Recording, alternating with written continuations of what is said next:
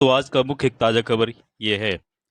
Bihar election के बारे में आज सबसे पहले घोषणा कर दी गई है और वहाँ के मुख्यमंत्री पे निशाना साधा गया है। तेजस्वी यादव ने घोषणा पत्र में जारी किया।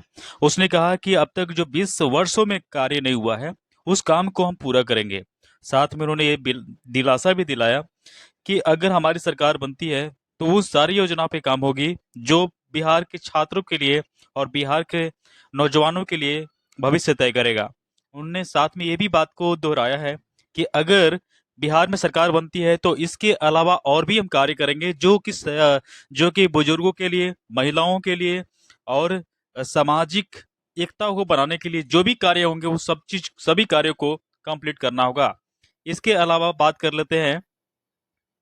अ, एक है ताजा खबर यहाँ पे है। इसमें बेंच पर बैठने की जगह नहीं मिली तो नीचे उतर गए। ये जनाब आप देख सकते हैं कि ये जैसी इनको अगर सीट नहीं मिली तो ये बेचारे नीचे उतर कर बैठ गए और थोड़ी देर के बाद जब प्रोग्राम वहां से छोड़कर निकल भी गए। तो देख सकते हैं कि अगर बुजुर्ग लोगों को परेशान किया जाता है तो इस तरीके से नहीं करना चाहिए, क्योंकि अगर आप किसी को प्रोग्राम में बुलाते हैं तो आपका एक दायित्व बनता है कि आप उनको अपने प्रोग्राम में रखें और जो भी उनसे आपका कार्य है उस कार्य को संपादित करे। लेकिन खास बात यह है कि इनको बुला के इस तरीके से बदनाम नहीं करना चाहिए था। ये बुजुर्ग एक वरिष्ठ पत्रकार के साथ साथ एक राजनेता भी थे, लेकिन इनका उतना दायित्व अब नहीं रह गया। अतः पार्टी ने उनको सीट नहीं देने की निर्णय लिया। इसके बाद ताजा खबर बात कर लेते हैं।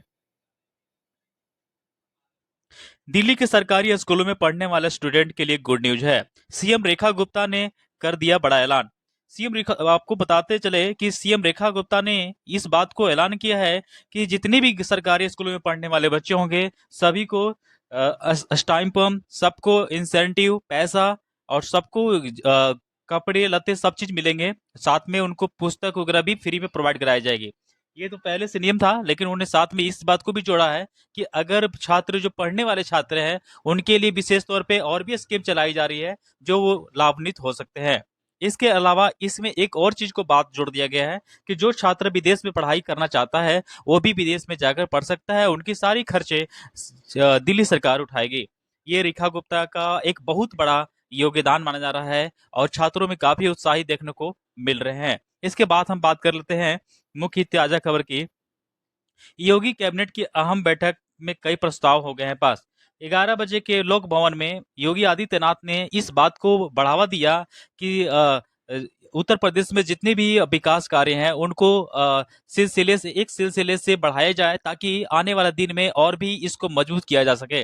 इन्होंने इस बात को भी जोरदार तरीके से समर्थन किया कि और भी कई ऐसे योजना है जो कि हमें छात्रों को भी भविष्य तय कर सकते हैं और विकास में भी सहयोग प्रदान कर सकते हैं। उन्होंने कहा कि जो भी आपके पास कार्य है जो कि जनता से जुड़ी हुई है आप उससे मिलकर इस कार्य को पूरा करा सकते हैं और एक नियमित समय में कंप्लीट भी कर सकते हैं। इसके अलावा जान लेते हैं, अब दिल्ली में लग गई है बहुत खतरनाक नियम। पुराने वाहनों पर लगा डीजल पेट्रोल वाला बैन। तो दिल्ली के शख्स ने अपनी एसयूवी ही बेच दी। ये जो बच्चा दिख रहा है, सॉरी, ये जो यहाँ पे एक व्यक्ति दिख रहा है, इसके पास एक एसयूवी कार था जिसका एज 10 साल से ज्यादा हो चुका था।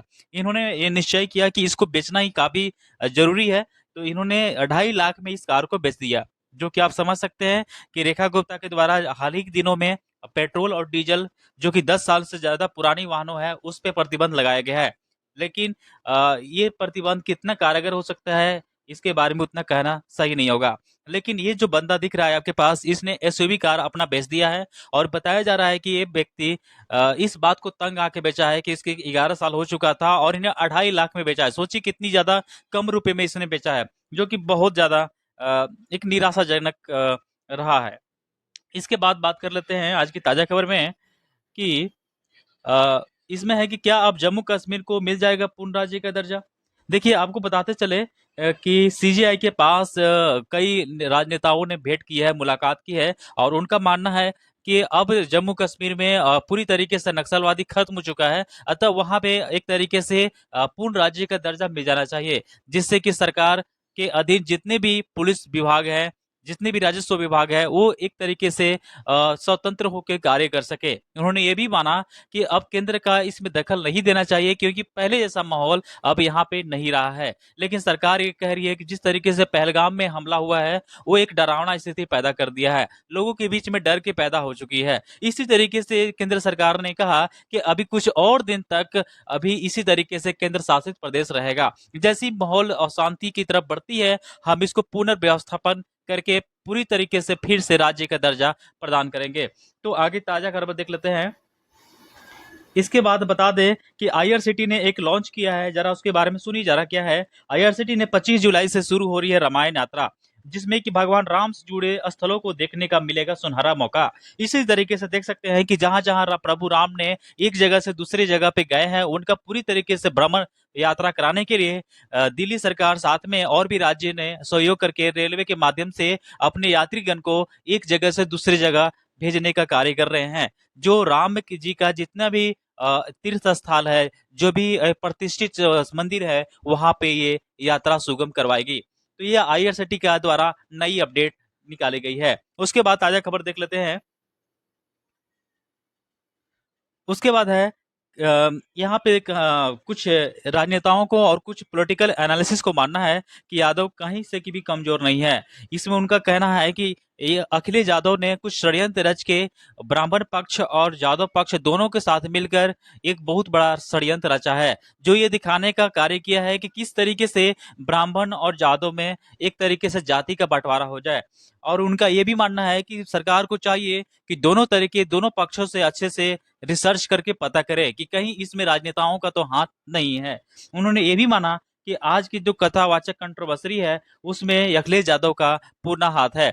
वो यही चाहते हैं जैसे कि पहले एक रामजी लाल सुरमन को ठाकुर से रामजीलाल सुमन को ठाकुर से जिस तरीके से विवादित घटनाओं का अंजाम दिया गया था, उसी प्रकार से ये घटना भी वैसा ही लग रही है। उनका मानना है कि ब्राह्मण और यादव की जो अभी कंट्रोवर्सी